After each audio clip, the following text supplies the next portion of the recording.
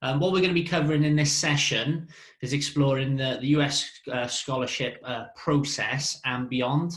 Very much aware that there are a lot of people on this call where they might have gone beyond that process. So, for example, they might have already finished their degrees or potentially might not have any ambition to go to college in the US or the UK for that matter. But also there is a large number of junior golfers on this call that will have ambition to potentially go out to college in the US or maybe even study here in the UK. So I just want to say a massive thank you to professional golfer Rhys Davies, who's taken his time out on a Thursday evening. I know he's a busy man with a family, so just massive thank you for sparing your time here and giving back to Wales Golf, and also to Brendan as well. I know he's a busy man, and I'm sure he's under lots of stresses at this moment with the current situation. But again, thanks for taking the time out to come on the call. So just for everyone on the call, just a bit of an overview of what's going to happen. I'm going to spend the first 15 to 20 minutes just asking some questions to Rhys, about his experiences and his journeys in around the US college system. Then we'll hand over to Brendan, just asking him, I suppose, more of the logistical questions and around some things you might need to be aware of when planning to go, or even in the later stages of when you're going to go and making some of those decisions. And then when we come back to Rhys, and just ask him around ultimately how he transitioned from college golf and some of his experiences then as a professional golfer. So thanks for those who sent some questions in. I had some emails in the past 24 hours and also some text messages as well. But feel free to send some questions in specifically for Rhys at this stage. And I will give you some details of how you can follow up with Brendan and his team if you've got any more further questions in around the college process. So without further ado, so Rhys was a very lucky individual. He actually managed to be a foursomes partner with myself in the home internationals in 2005 and 2006, and we had quite a good record whilst playing together. But you know, he's a teammate, a friend, and I've also worked with him professionally as well. And his record is second to none. As you can see, massively successful amateur career, winning the boys championship, 10 college wins when he was out in America. So I'm sure that was a massively enjoyable experience and process for Rhys.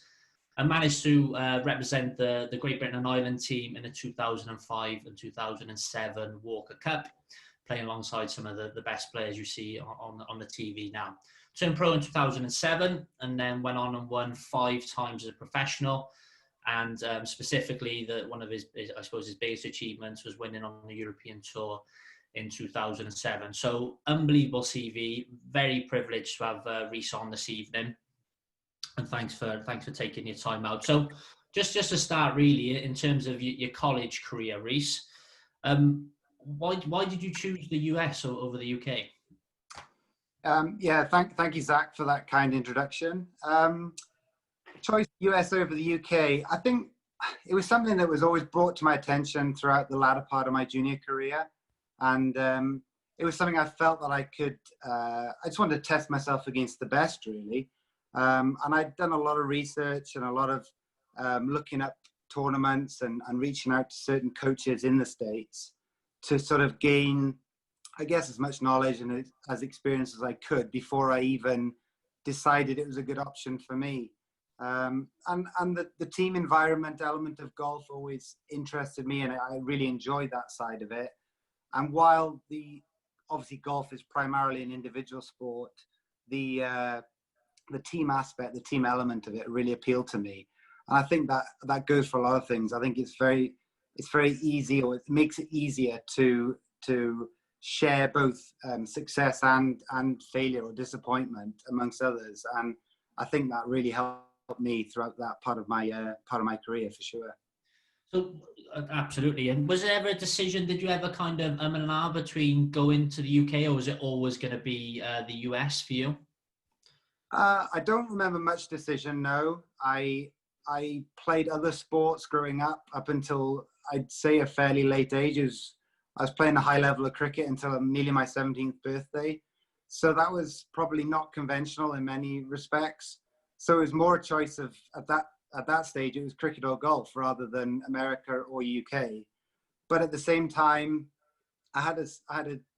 my last but one junior year, I had a very good, I made some good progress towards the latter part of that summer, and I lost in the final of the British Boys. And so I gained some interest from college coaches based on performances like that. And then it was my last year of school doing my A-levels that I realized I could have an opportunity in the States. And I didn't even consider a UK base. It was a chance to get a degree, which was very important to me.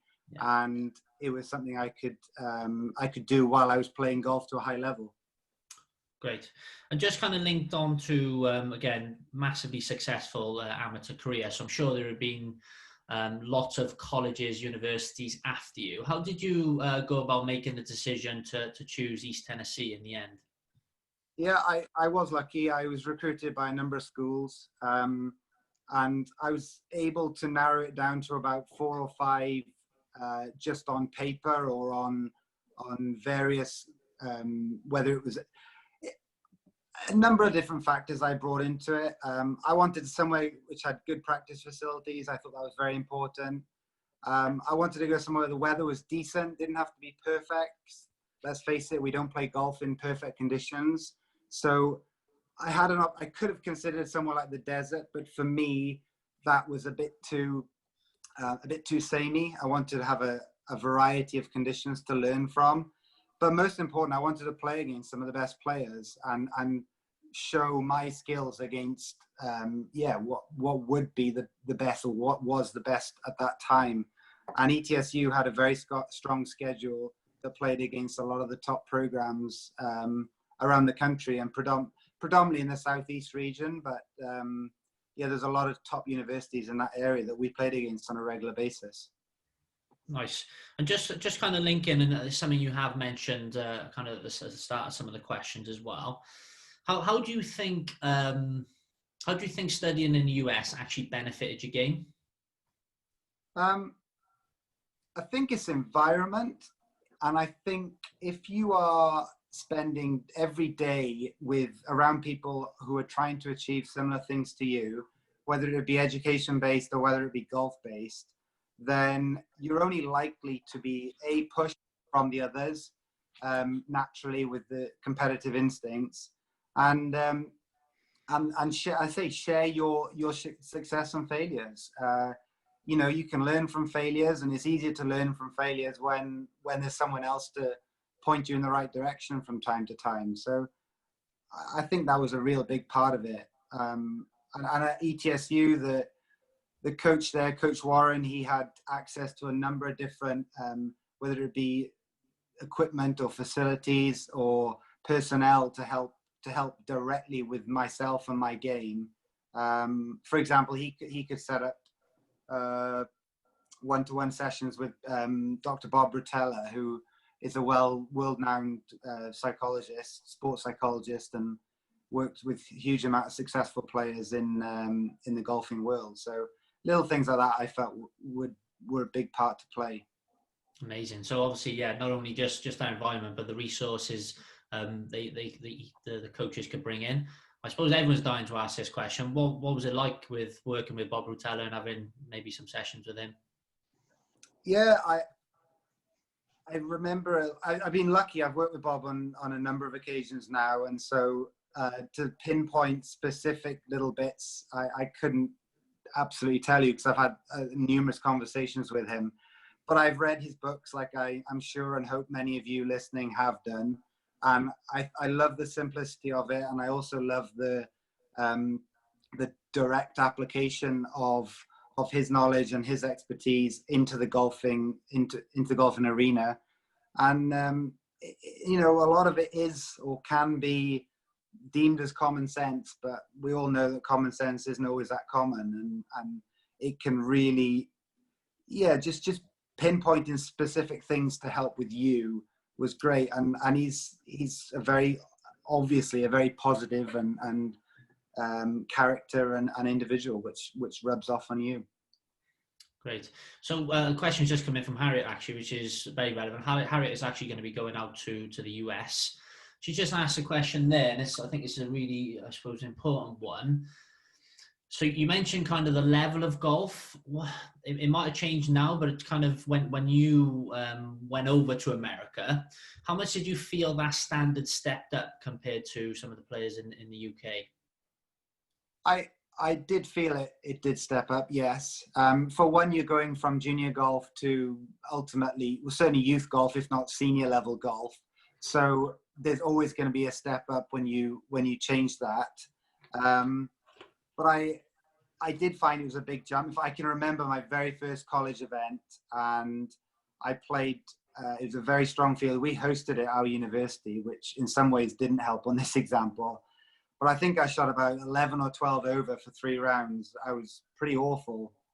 And Bill Haas shot 11 under, I believe. So it was quite a quick wake up to say, look, you've got to get better. And if you don't, then you don't really have much of a future in the game. So it was although it was a terrible, terrible tournament for me, it turned out to be a really good one. Almost kind of big fish in small pond, and then kind of the opposite, going out to America. Absolutely. I mean, you only have to look at it as a numbers situation, population-wise. Also, golf is very widely played in America, possibly even more so than in the UK in general. And so, yeah, the numbers are great. They're very competitive in high school there, and the junior circuit is strong. And yeah, there's just a lot of them, and so therefore it's understandable. The standard will be good when you've got a lot of people competing for very few places. And going just, I suppose, a little bit lateral now, this is something myself and Brendan have actually talked about offline. Ultimately, going out to America, yes, it is nice. You're going for the weather and the facilities and obviously playing some of these great courses and so on. But ultimately, it is an education as well, and you are going to do a degree. So how did you manage competing at such a high level and obviously having such a successful US college experience? But how do you manage the studies alongside that? Yeah, it's a good question, and those of you who are going out there and or who have been will know that when you are there, you're a student athlete, and you're primarily a student first. So if you don't keep up with your grades and your work, you will become ineligible and therefore not able to compete in the tournaments. And that obviously is a bad scenario. It's not so much a threat or anything like that, but it certainly ensures that the bystanders of the university are withheld. So that is primarily, but I also broke down university into sort of 3 distinct columns, and I think university in States, you obviously your education, your golf, and your social life, and you've probably got to do a little bit of all 3 if you're going to really have a great time there. But at the same time, you can't do a lot of any of them because you don't have enough time to do it all. So you probably have to do 2 things of those quite well, and one of them a little bit, and you can decide which one's which for yourselves, really. I know which one I would have taken. So I suppose just 2 more questions on this, Reece. And again, guys, if anyone got any questions, feel free to put them in the chat function, and when we get Reece back on later, we can ask him some more. So two questions in one. What do you find most challenging about going out to the US? And what was your most memorable moment? Most challenging, I think whenever you go into another country, the cultural differences do strike you and hit you. I didn't find that a huge challenge, if I'm honest, but I can see how that can be. I mean, we're lucky over here, we speak the same language, and that's not to be underestimated. There's plenty of people who travel over there from other countries where English isn't their first language. And yeah, just sort of, there are small things that you think you know a lot about because you might have watched a few American movies, but it doesn't really always follow suit. And the only way to learn that is to experience it. And I think you need a bit of trust and a bit of bravery and sort of go for it. A bit like golf, really. You got to be brave and you got to trust what you're doing. So I think that's part of it. And in terms of memorable moments, the majority of mine come from team successes. I was very lucky. I had a lot of individual success, and I won numerous tournaments. But some of the best moments from memory are winning individual titles at Myrtle Beach and in Charlotte, when the tournament was tight and you're coming up the last hole, and you're not only trying to win the tournament for yourself, but more importantly, you're trying to win it for your teammates. And that's pressure. I mean, if you've got your four teammates and your coaches on the side of the green, and you need to two-putt the last hole to win the tournament for them, not necessarily for yourself, then that's pressure. But it's fun, when the drives back to campus then can be really, really fun and memorable. And they were the top moments for me. But I have to say also, I met my wife there, so I probably should have said that. I was waiting for that one. Yeah. You weren't going to mention I was. It's just out of earshot, luckily. But no, it's, that was definitely the highlight for me, I have to say. Great. Thanks for that, Rhys. And again, we'll get you back on just a little bit later on. I'm sure there'll be some questions coming back in. And like I said, guys, feel free to send them in. So just moving over to Brendan and his team, really. Just for everyone, just in case you're not sure who ProDream are. So ProDream was established in 2004, so they've now been going for 16 years. You'll hear from the experience Brendan has, how much he's accumulated the knowledge in this area and got massive skill set and experience to hand over to you guys. But it was originally established by Lorne Kelly, who was an unbelievable amateur golfer in his own right, played in the Walker Cup, played alongside Paul Casey and Luke Donald. Actually went out and studied in America himself. I think due to injury, I think that kind of hindered his professional career, but again, still a massively successful golfer in his own right. From there, he then started recruiting mainly players in Scotland, but realised there's massive demand for all players in the UK to go out to America. And they were the first golf-specific scholarship consultancy of its kind that were actually sending players out to the US. They've now grown a team to 5. And I believe all members of his team have actually studied in America, and some of them actually played on the European Tour as well. So unbelievable credentials, placed over 2,000 candidates now in terms of America, and secured over 1,000 scholarships. And I know the finances and so on is a massive part of America. So getting scholarships for our British players to go out there is obviously a massive achievement. Currently on an 87% graduation rate. I'm sure you can expand on why he's so successful, again, his players out there and through the process. So just some of the success stories. So Alison Hewitt, a former European amateur winner and also European Tour winner this year. Ewan Walker, very successful amateur golfer in Scotland and for Great Britain.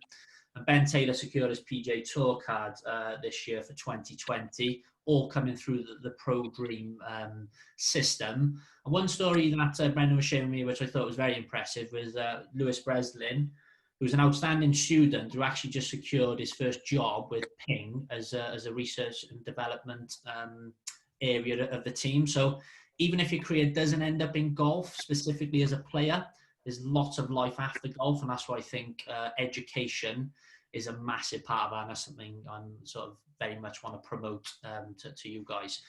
I'm not going to get the opportunity for you guys to ask a lot of questions in around this, but if you do have specific questions for Brendan and his team, all his social media handles are on the side, so his Twitter, his Instagram, and his email. And also just check him out on the website. I know Brendan and his team will be more than happy to help you guys. So thanks for coming on, Brend. No problem. I hope you can understand a thick Scottish accent now after listening to Rhys. I feel a bit embarrassed. I don't think I had any college wins. He'd 10 more than me anyway, comfortably. I was going to put the transcription on the bottom, but we'll see. Hopefully, I won't need it. I'll speak slowly. Okay, and just to start us off, so again, like I said, there's lots of sort of young golfers on the call. So just in your experience, when's the best time for our golfers to start making that step and looking to actually go out to America or maybe to secure a university? It's a good question. There's no specific right time as such. The way I would encourage anybody who's interested in pursuing this to look at it is you're effectively competing with golfers all over the world to get a spot at an American university, American college golf team. Coaches are recruiting earlier and earlier.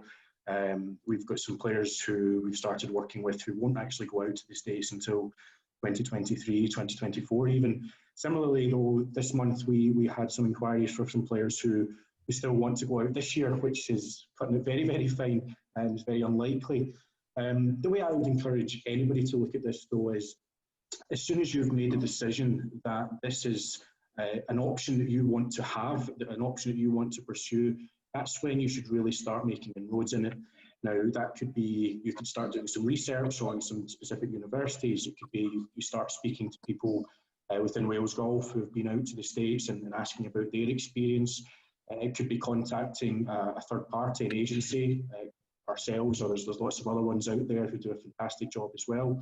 But my advice to anyone would be, as soon as you've made that decision that this is something you'd like to do, start kind of putting some plans in place. There are players all over the world that are looking at this. There's not an infinite number of spaces. There's not an infinite supply of scholarships. And every day that you think about it and sit on it, there's somebody effectively getting in ahead of you. So if you decide fairly early that this is an option you want to have, there is absolutely a benefit to starting a process towards it quite early.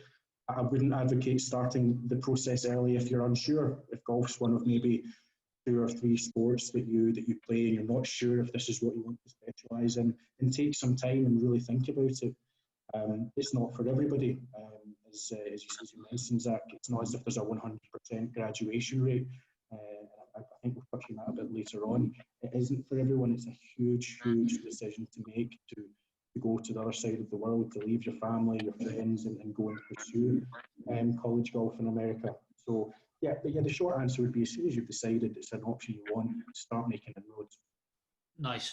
I totally agree. Obviously, it is a big commitment, as Rhys has highlighted.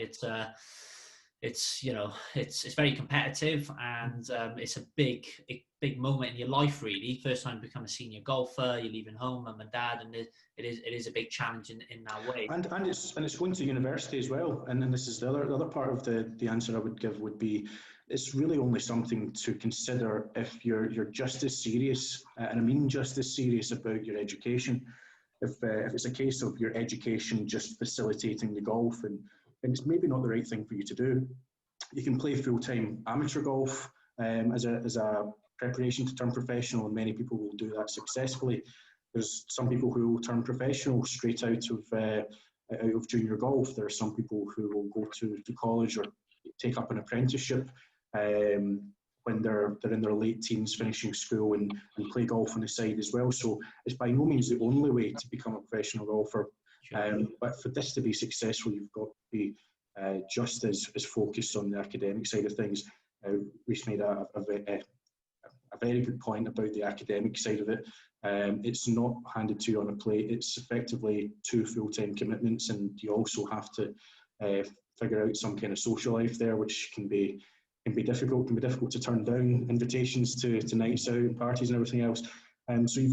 So if you're not motivated to do the studies, if you don't want to get a degree, then the chances are you'll find it difficult to put the work in. You've got to have kind of an equal emphasis on both. Great. So just assuming, I suppose, now some of our players have made that decision, this is definitely a route they want to go down in terms of going out to America to study. What advice would you give to our players to make themselves more attractive and more appealing to colleges in America and universities? I think there's 2 main areas to look at there. First and foremost, it doesn't matter how good a golfer you are, you have to have grades that are going to support you to get into the level of college or university that you want. We see it time and time again. We've got some boys and girls who might be recruited by a wonderful golf team, but they don't necessarily have the grades to go to that specific university. The good thing about America, there is an academic level there for everyone. If you can start kind of realising as early as possible that every exam that you take from GCSE onwards is going to have a direct influence on the number of options that you're going to have and the level of scholarship that you're going to be able to accumulate, then that's obviously a positive. The second side, and I know Wales Golf are really strong at this, is your schedule. I understand that you guys will spend a lot of time at the start of each season planning your schedule for each year ahead. Some of you will even potentially look at a couple of years, 2 or 3 years down the line as well. Again, Rhys mentioned the British Boys, which is a fantastic event, and that's something that we encourage our clients to aim for. Not everybody gets the chance to play more than once.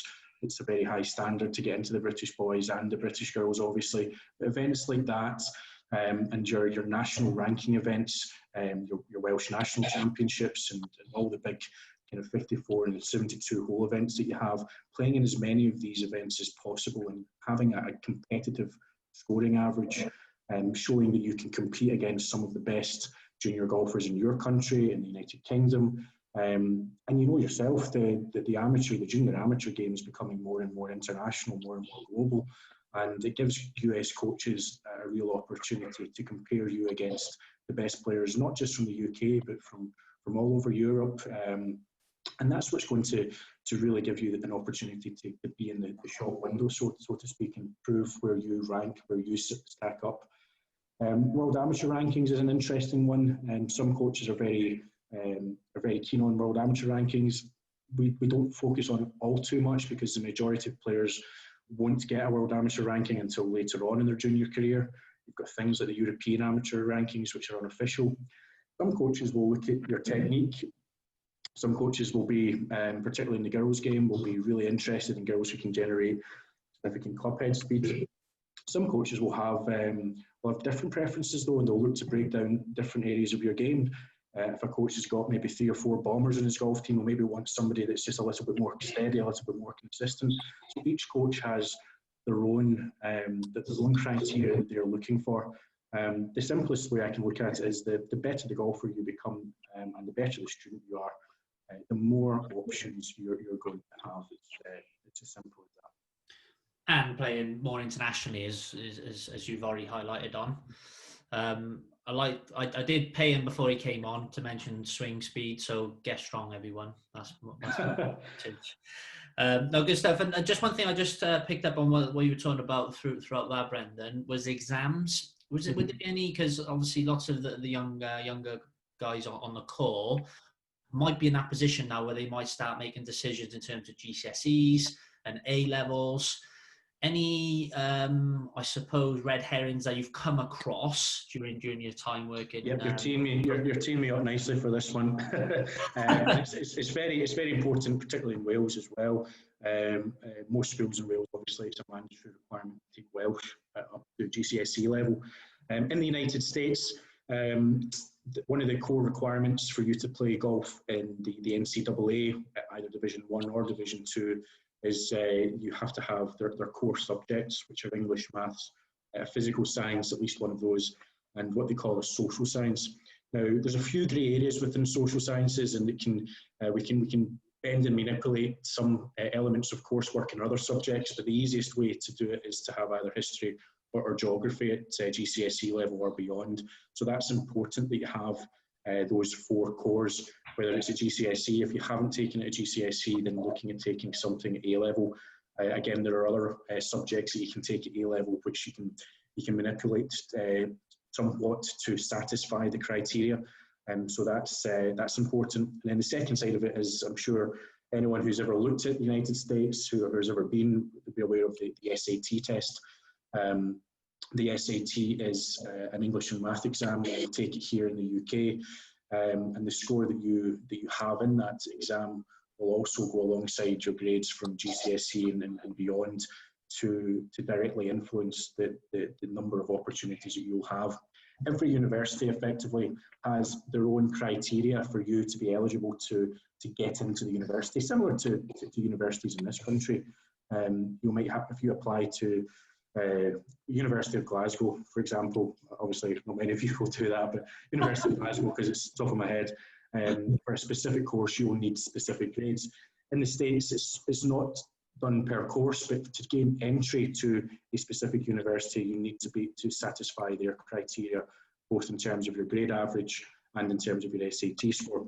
On top of that, just to make it even more interesting, the NCAA have their own criteria, which are the 4 core subjects at a C grade average or above, and you also have to have a minimum SAT score of 1000. Now, there again, with the NCAA, there are always some grey areas, and if you're particularly high in the grades, then your SAT can sometimes be a little lower, and you can still get through. There are always some grey areas there. But effectively, you need to be eligible for the NCAA, and then you also have to be eligible for as many universities as possible. We've had players who have been eligible to play NCAA golf, but they've not necessarily satisfied the entrance criteria of a particular team who wants to recruit them. There's also a financial side of the exams, in that if you do particularly well, either in your grades at school, your grade point average, and or your SAT exam, you can apply not only for a golf scholarship, athletic scholarship, but you can also be awarded academic scholarship. And if you look at the majority of players who are awarded big scholarships, significant scholarships, whether it's either a full scholarship or closer to a full scholarship, the majority of those cases are made up of players who are getting a percentage of that out of golf scholarship, but they're also getting a good amount of academic scholarship. And again, to relate that back to one of your previous questions, that's something that makes you even more attractive to a coach. The coach knows that he doesn't need to spend as much out of his budget because you're getting an academic scholarship as well. Then it means there's less money coming out of his pocket, and there's more coming from the university in itself, and he can spread that more evenly, as it were. Great, thanks. A very detailed answer, Brendan. Thank you. I'm sure there's going to be lots of questions in around that from some of our players. Because... Not surprised. On that, again, it's not really something you can look at overly generally. I'm trying to give information here which will hopefully apply to most of you. We look at each individual on an individual basis, as it were. You know, we look at where you are at school when you start the process, what age you are when you start the process, what level of golf you're at, and that will all kind of dictate the direct pathway. But just in terms of general information, the better the grades you are, the more options you're going to have. Great. One last question. So again, Reese is obviously a really good example of coming through that process and having a very successful career in college and actually graduating as well. In your experience, what are some of the reasons as to why people don't make it through the other side and graduate? Good question again. There's a number of them. I mean, for very, very successful golfers, if you look at guys like Jordan Spieth and Ricky Fowler, for example, they just realise very early that they're fantastic, world class, and decide that they want to just leave early, and they're confident that they're going to make a career on tour, and some of them will do that. In terms of kids from the United Kingdom, I would say it's a number of factors, and I'll list a couple of them in no particular order. I think first and foremost, a lot of people will underestimate the change in the lifestyle. A lot of players will go out after very successful junior golf careers, where you're maybe a big fish in a much smaller pond.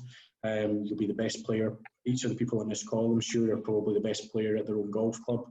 There may only be a handful of juniors at their own golf club, and all of a sudden you're thrust into an environment where you're in a team of 8, 9, 10 players, all of whom are just as good, if not better than you, and it becomes challenging from day one to find your feet and to get onto the team that travels. And there are some players who will thrive in that environment, but there'll be some others who find that particularly difficult and may struggle because of it.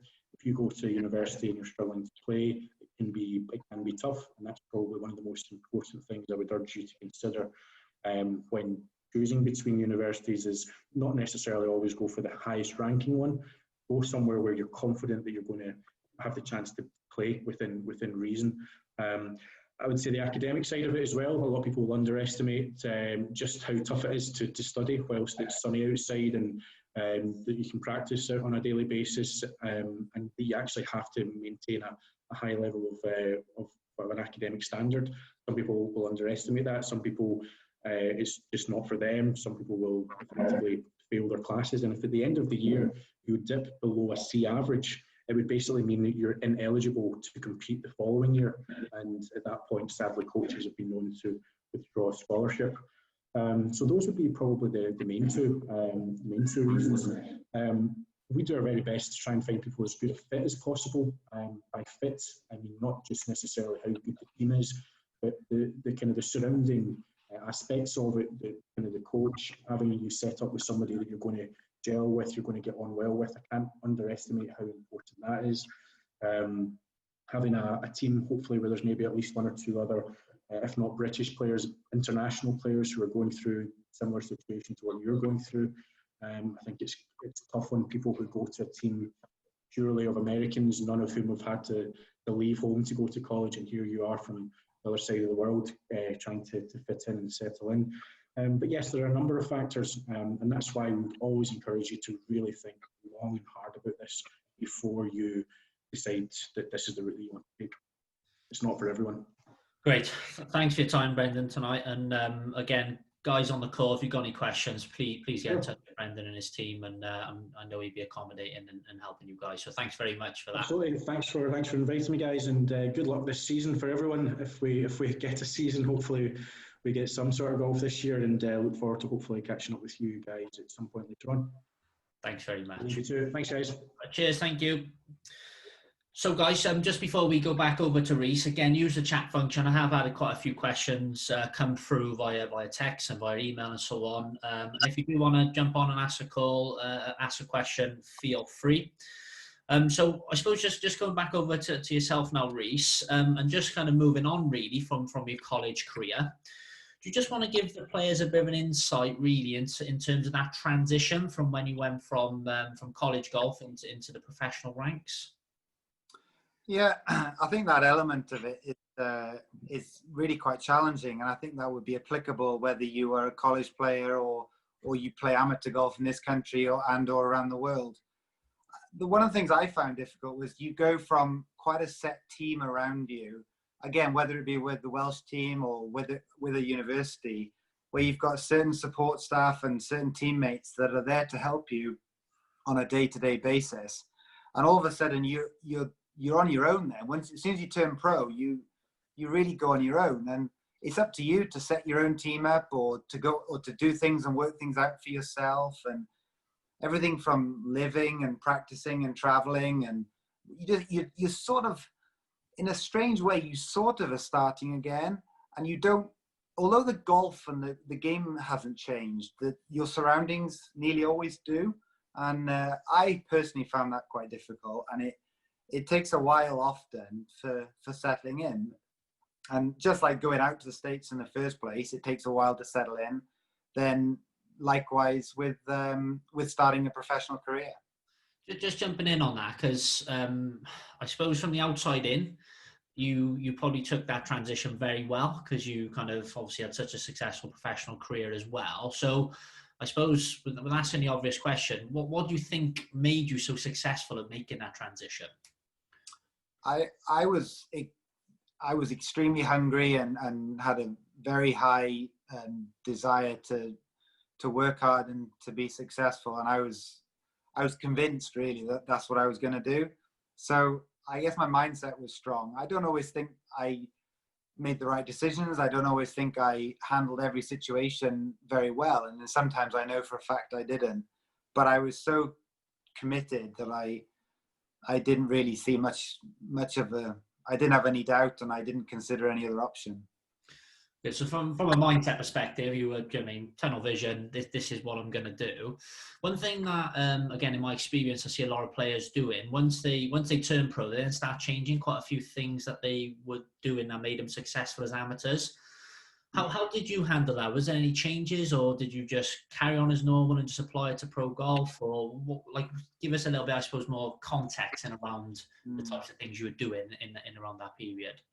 Well, I think it's fair to say towards the end of my amateur career, I was ready to play professional golf, and I played the Walker Cup in 2007, and I felt I almost had to wait to play it, not just because of the way it fell in the calendar year. And so I was just absolutely chomping at the bit, ready to go and test my skills against professionals. Whereas I'd been doing that anyway. So in some ways, I didn't really change much in that context. I just wanted to go and play the biggest and best tournaments. And that didn't always get presented to me initially. And I had to go alternative ways to find options, to find tournaments that I could play in. But I've always said this, I love to compete. I want to play I want to try and win tournaments, and that was stronger than ever when I first turned pro, and I guess it took me about 3 years ish to win on the European Tour, and for me at the time it felt like a long time. So I was really that convinced that it was going to I was going to progress down that route. Oh, great. And I suppose just giving us a bit of an insight, really. So just from 2007, when you turned pro, how long did it take you to kind of get onto the main tour and start playing the bigger events? Just, I suppose, give us a bit of an overview of that 2 to 3 year period. Yeah, I think I'm trying to think. I turned pro 07. I say I did not have success initially, like is perceived.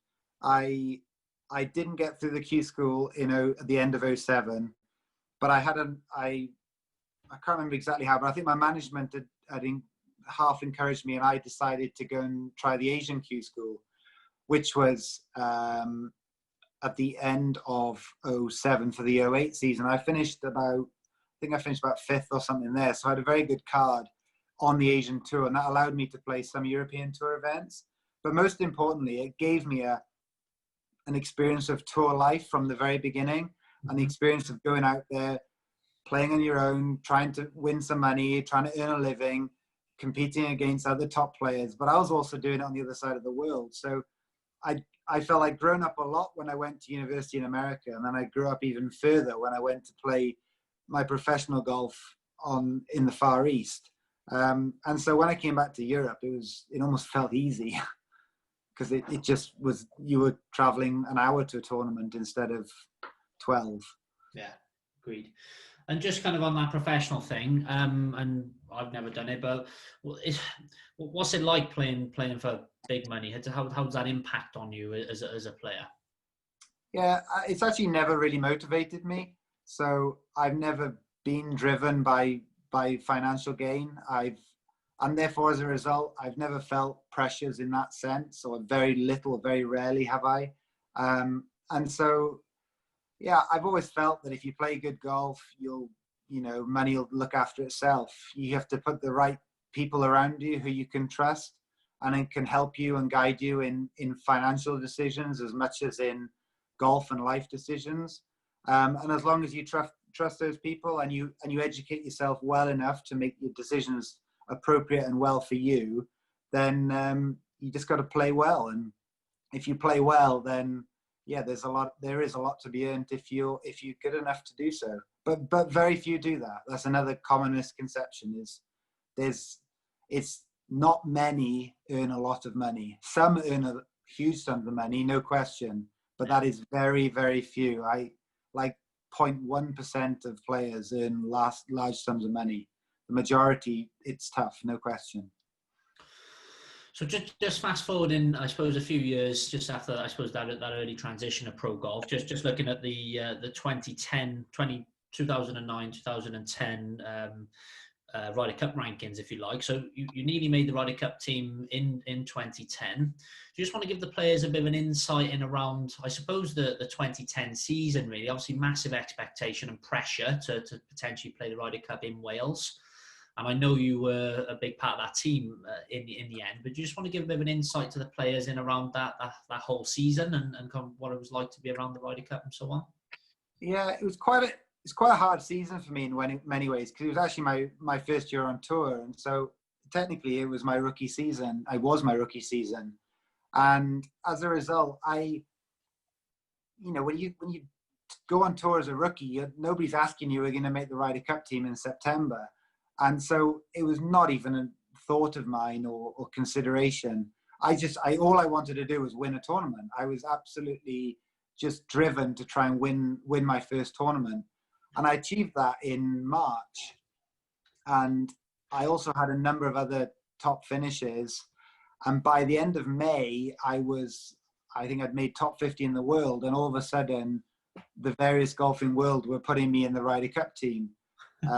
And it's quite hard, actually. I mean, as flattering and as great as that sounds, I found that element of it quite difficult, mainly because I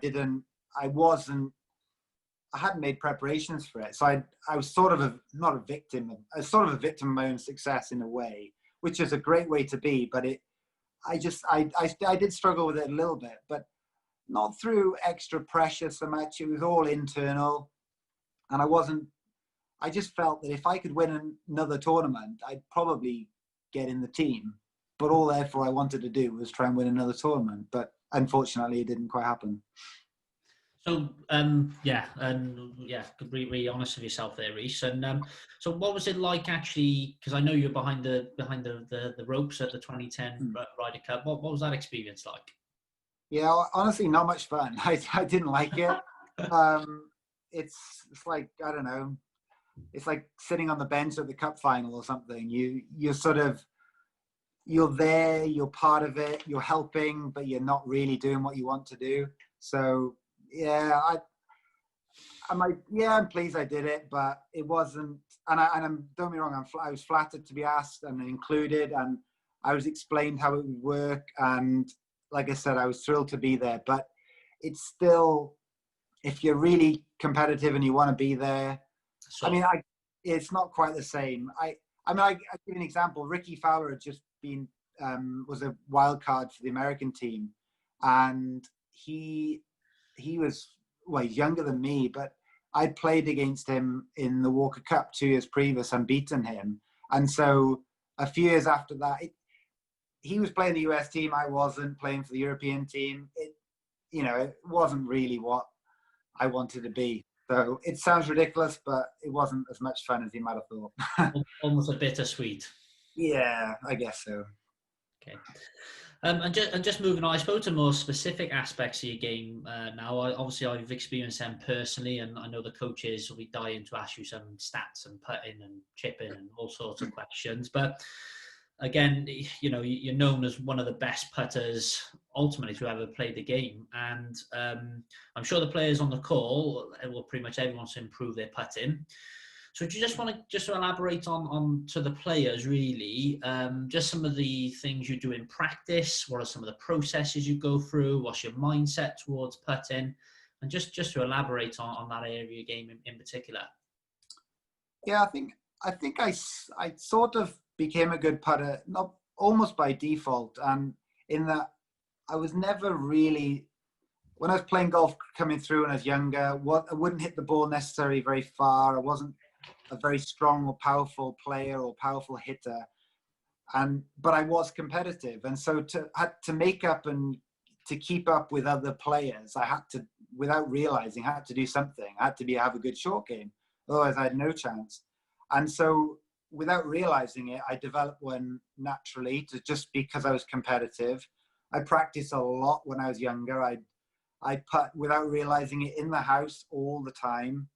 It was something I was interested in. I just, I'd be watching the football at night with my dad in the living room, and I'd be putting while that match was on. And then you can do an hour and a half putting just by doing that.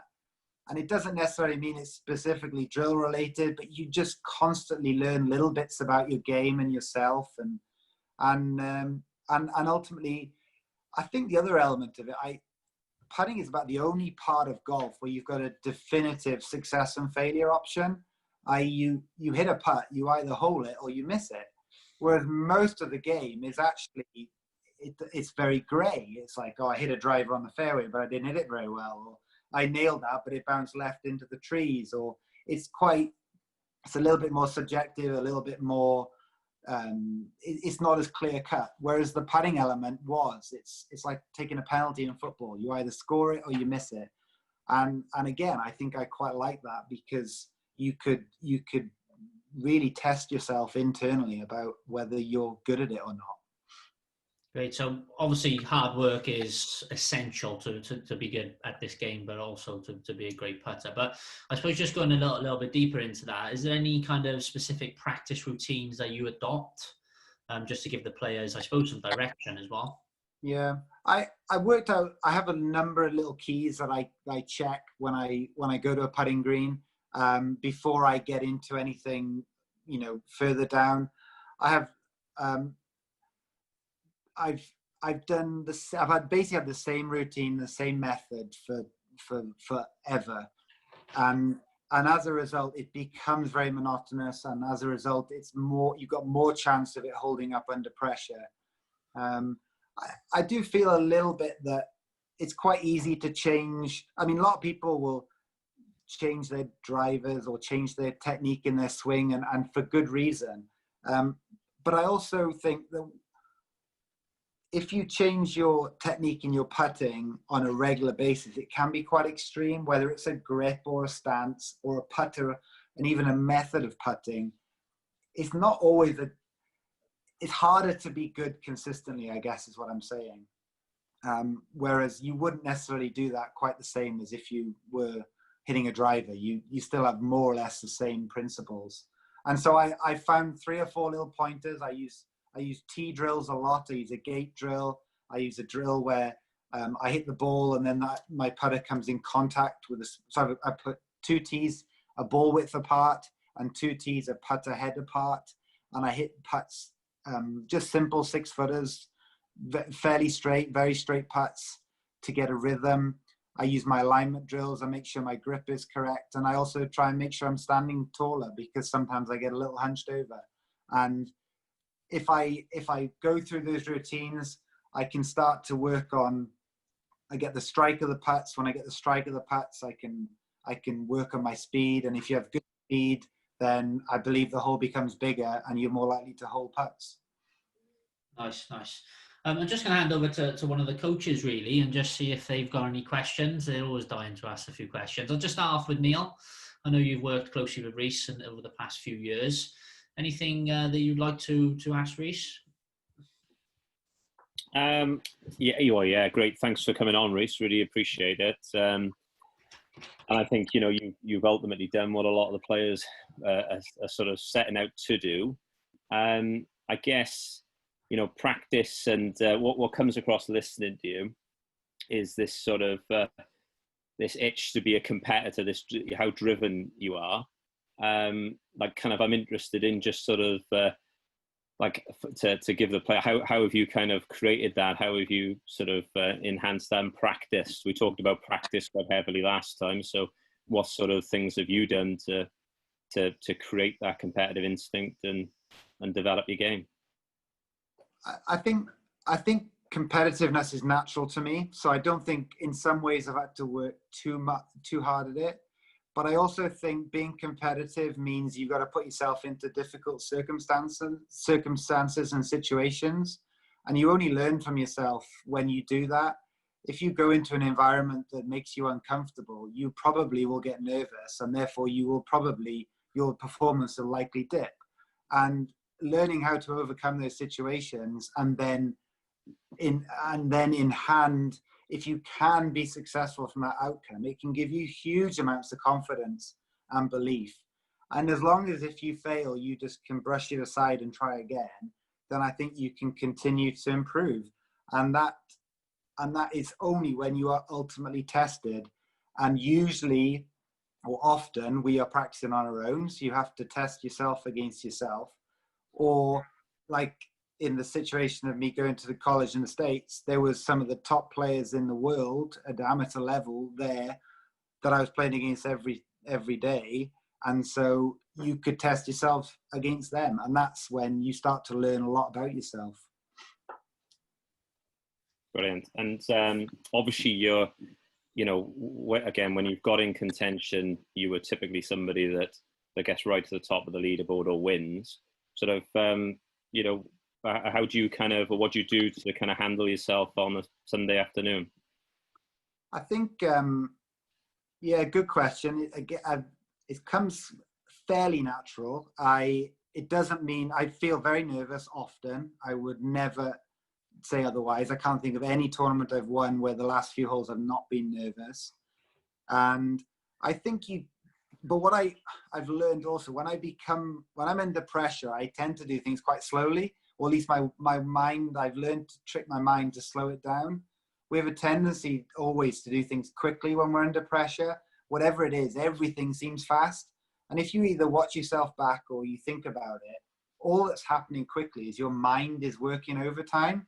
So you look at little things to slow it down. You can walk a tad slower. You can have a chat with your caddy if you have one and he's there, or you can somehow distract yourself in a way. I mean, I can actually remember clearly walking up the last hole in Morocco when I went on tour and having a chat with my caddy about a silly little McDonald's sign that was in the tented village to the right. It was really daft, but I had to make par to win the tournament. Well, I had probably had a bogey to win the tournament, but we were talking about that and these little mind tricks, these little mind games, they can just bring your heart rate down. They can calm everything down. And sometimes you can almost forget where you are, and you can be, I don't know, instinctive in what, in your reaction to the situation, which is better. Being instinctive and reactive is nearly always better than consciously trying to do something. Brilliant. Can I ask one last question, and I'll promise to shut up? Obviously, if you could go back, hindsight's a wonderful thing. If you could go back to, you know, at the point where you're sort of, whatever, say 16 to 20 years of age, around where most of the people on this this webinar are, what would be your top bits of advice that you would give young players who are looking to turn pro or develop their game? Yeah, that's a good question. I think, to be fair, in my time frame, it's changed a little bit because, like you said, you just said most are between 16 and 20, whereas even in my time of turning pro, that probably would have been between 20 and 25. But having said that, the principles are the same. And I think you've got to be brave. I think you've really got to, if you're going to be successful in anything, virtually anything in life, but definitely in golf, you've got to be brave. You've got to go for you got to put yourself in some difficult situations, and you have to come out on top. And sometimes, and probably actually often, you won't. So be prepared for some knocks. Some of them will really hurt. And yeah, and go for it. I think if you back yourself and you can, you know, you put your mind to it, mind is a powerful thing. And if you can influence your own thoughts in a good way, then you can achieve a lot. Because I'll be honest, my physical game, if you like, never has been overly dramatic, but I'd say my mind has, and therefore I've been able to achieve some things because of that. Brilliant, thank you. Thanks, Rhys. Very, very honest. I just want to finish with one last question, Rhys.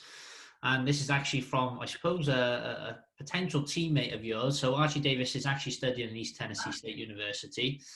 So final question before we finish. He's just asking, what's the main reasons, in your opinion, why you were so successful in college golf? And how much of this was based around maximizing your strengths within your short game? Yeah. I guess he's going to try and chase some of my little records now. Is that the reason? He's going to try.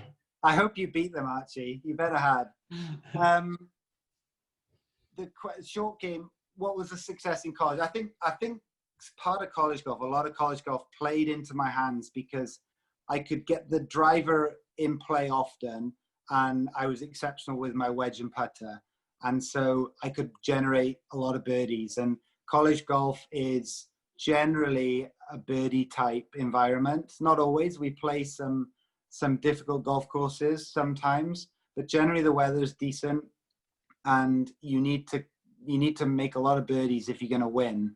So I wanted to win, and I was good with the wedge and putter. So I really focused on what I was good at and got even better at it, and therefore had a success rate. So there you go. Nice. Very, very good answer. Give them my secret. Very good. No, look, thanks for coming on, Rhys, and taking time out of your evening. Massive value to Wales Golf, and yeah, thanks for taking that time. So yeah, thanks for having me. I've really enjoyed it. So yeah, thanks, Zach. Cheers. Okay, Zach, you happy? Yeah? Yeah, all good from me. Okay, good stuff. Well, thanks so much for hosting. You did a fantastic job. And again, thanks to Rhys. Some great nuggets in there. And we're asking all of the players to send through to me their 3 key learnings from each session. So it'd be great to get those back in the next couple of weeks. And yeah, also thanks to Brendan for coming on earlier. And if anybody wants his contact details or would like to get in touch with him, just let me know and we can do that. And I think, yeah, that's it. Next week we'll be back. We're going to do kind of a follow-on from this, really, is looking at some careers in golf, and the different paths that a few different people have taken to different careers. And also just to mention on that as well, I know we looked at education this evening, but if you do have any questions around education in the UK, do feel free to get in touch with members of the high performance team. I'm sure they'd be more than happy to help you out. And if you need any specifics or you'd like another session on that, we can look at that in due course as well. But yeah, thanks again to Rhys and Zach. Great stuff. And we'll see you all next week.